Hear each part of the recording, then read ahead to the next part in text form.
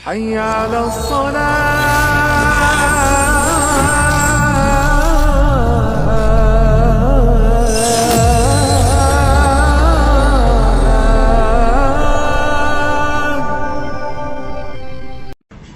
Anda pernah dengar dari salah satu ustaz, lebih baik tidak usah berinfak ke seorang pengemis karena membuat mereka menjadi malas. Lalu berinfak pada masjid yang masih banyak ritual bid'ah lebih baik tidak usah. Bagaimana menurut ustaz? Ya itu mungkin juhud beliau ya. Ini usaha pribadi barangkali. Kalau menurut saya ya. Karena dalam Islam kalau hadis yang kita pegangi riwayat Al-Hakim dengan sanad sahih, kata Nabi SAW, kalau datang kepadamu seseorang yang meminta sementara dia di atas tunggangannya, berilah, karena kau lebih mulia. Berarti ada perintah memberi, mau bagaimanapun keadaan dia. Di atas tunggangan ini ulama hadis menekankan berarti dia kaya, dia mampu tapi dia minta. Hadis Bukhari mengatakan, yadul ulya khairum yadis sufla. Tangan yang memberi lebih baik daripada tangan yang menerima. Memberi di sini dia fakir atau bukan, tetap ada pahalanya. Tetap ada pahalanya. Terlebih lagi kalau memang fakir. Tadi hadis-hadis yang sudah saya sebutkan sebelum saya baca pertanyaan. Bagaimana Nabi SAW memotivasi para sahabat disuruh sedekah walaupun dia punya satu kurma bagi dua. Kalau ada orang susah bagi dua, kasih, gitu kan?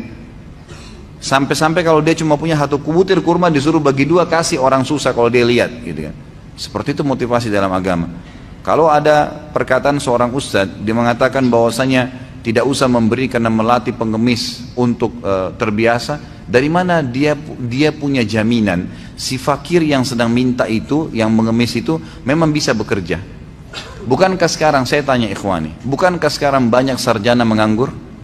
Bukankah banyak orang yang fisiknya masih sehat mau bekerja jadi pembantu rumah tangga nggak diterima? Banyak sekali, gitu kan? Saya temui kemarin menjelang lebaran di depan tempat saya di Condet itu, banyak sekali orang kesian satu keluarga dengan istrinya, dengan anaknya pakai gerobak sampah keliling. Saya kira tadinya ngangkat sampah. Saya tanya, Bapak mau ngangkat sampah? Oh enggak. Saya hanya jalan-jalan sama istri anak saya. Maksudnya kalau ada sesuatu dia dikasih, dia terima. Dan apa yang dikasih, makanan kah, pakaian kah, ditaruh di gerobak sampahnya itu. Itu kalau kita lihat fisiknya masih kuat, suaminya masih kuat, istrinya kuat, anak-anaknya semua pintar-pintar, ada jalan.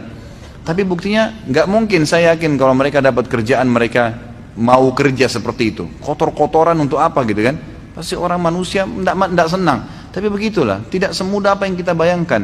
Jadi jangan kita tarik potensi yang sedang ada atau kelebihan yang sedang ada pada diri kita berarti semua orang sama. Gitu. Kita bisa melamar kerja dapat kerja, berarti semua orang bisa melamar dapat kerja. Buktinya banyak orang yang ditolak melamar kerja, gitu kan? Banyak. Jadi kita nggak bisa tahu, makanya dalam Islam hukumnya hukum zahir yang kelihatan. Ada orang minta, kasih aja. Oh dia menipu nanti Ustaz, itu urusan dia sama Allah. Karena Allah nggak mentaklif kita, nggak membebankan kita sampai pada tingkat menilai dia ini bohong atau enggak. Nggak ada urusan sama kita itu. Saya sudah pernah kasih contoh. Sekarang di majelis kita ini tiba-tiba ada orang datang bawa proposal masjid. Nih, masjid butuh 100 juta. Kita nyumbang semua. Sebulan kemudian kita tahu orangnya nipu, nggak mau masjid. Kita rugi? Demi Allah enggak, sama sekali enggak. Kita tetap dapat pahala sesuai dengan niat kita mau masjid. Allah akan kasih itu. Dianya dihukum karena menipunya, gitu kan? Jadi enggak ada celah kita temukan untuk tidak memberi orang. Allahu a'lam. Ada satu pendapat memang, ada satu saran ulama, kalau ketahuan orang itu ahli maksiat, jelas-jelas uang itu akan dipakai pada maksiat kepada Allah, perbuatan bid'ah atau dia melakukan perbuatan syirik, atau misalnya memang dia minta uang untuk minum khamr, jelas-jelas kita tahu dia pakai mabuk, nah itu boleh ditolak kalau kita tahu ya. Tapi kalau kita nggak tahu secara zahir, orang datang minta, kasih aja, nggak usah lihat ya bagaimana penampilan dia.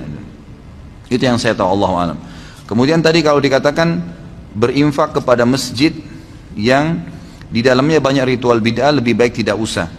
Mungkin lebih baik, Allahu a'lam. Kalau kata-kata lebih baik mungkin ya. Tapi saya sarankan seperti tadi, hukum zahir. Kita masuk ke masjid, kita nggak tahu masjid ini jalanin sunnah atau enggak, atau banyak bid'ahnya atau enggak. Udah, celengan masjid lagi lewat, kita mau bersedekah, sedekah aja.